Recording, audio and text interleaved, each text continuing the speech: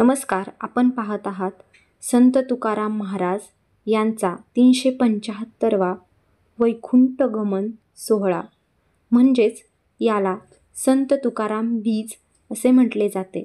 संत तुकाराम बीज म्हणजे फाल्गुन वैद्य द्वितीयेला जगद्गुरू तुकाराम महाराज हे नांदुरकी वृक्षाच्या छायेखाली ध्यानास्थ बसून सदेह वैकुंठ धामाला गेले। वैकुंठ धाम म्हणजे साक्षात श्रीहरी भगवान विष्णू यांचे धाम। जगद्गुरू तुकाराम महाराज यांच्या नावातच राम आहे। बरोबर दुपारी 12:02 तुकाराम महाराज वैकुंठाला गेले। त्यावेळी हा नांदुरकीचा वृक्ष प्रत्यक्ष हलतो अशी श्रद्धा आहे। खरंच हे जगातील सर्वात मोठे आश्चर्य आहे। या दिवशी तुकाराम महाराज सदेह वैकुंठ गमन झाले, त्या कारणे हा दिवस तुकाराम बीज म्हणून ओळखला जातो। खरंच मनुष्य रूपात जन्माला येऊन केवळ आपल्या कर्तृत्वाने व भक्तीने दैवत्वाला प्राप्त करणे ही खूप मोठी गोष्ट आहे। छत्रपती शिवाजी महाराज यांच्यासारख्या एका युगपरिवर्तक महापुरुषाने तुकाराम महाराज यांचे आशीर्वाद घेऊनच आपल्या कार्याला सुरुवात केली होती। खरंच तुकाराम महाराज हे साक्षात जगद्गुरू होते। व्हिडिओमध्ये जो पताका लावलेला वृक्ष दिसत आहे तोच आहे नांदुरकीचा वृक्ष। याच वृक्षाखाली तुकाराम महाराजांनी वैकुंठ गमन केले।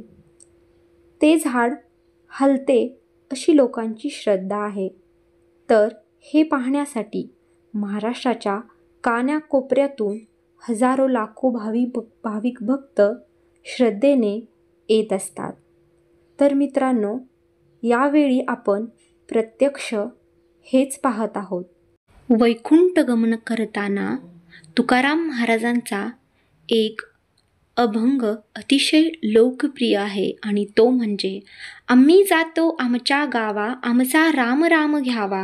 आम्ही जातो आमच्या गावा आमचा राम राम घ्यावा। आजवर होतो तुमचे गावी आता कृपा असू द्यावी।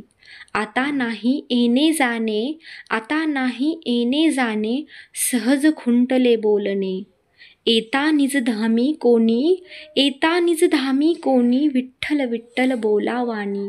रामकृष्ण मुखी बोला तुका जातो वैकुंठाला तुका जातो वैकुंठाला। या व्हिडिओच्या माध्यमातून मी एक छोटासा प्रयत्न केला आहे। तुकाराम महाराजांचा हा 375वा वैकुंठ गमन सोहळा इंद्रायणीच्या काठावरून काढलेला हा व्हिडिओ, तर गर्दी खूप असल्याने हा व्हिडिओ इंद्रायणीच्या काठावरून काढण्यात आला आहे। मित्रांनो, हा व्हिडिओ आवडल्यास लाईक करा, शेअर करा, तसेच नवीन व्हिडिओ पाहण्यासाठी सबस्क्राईब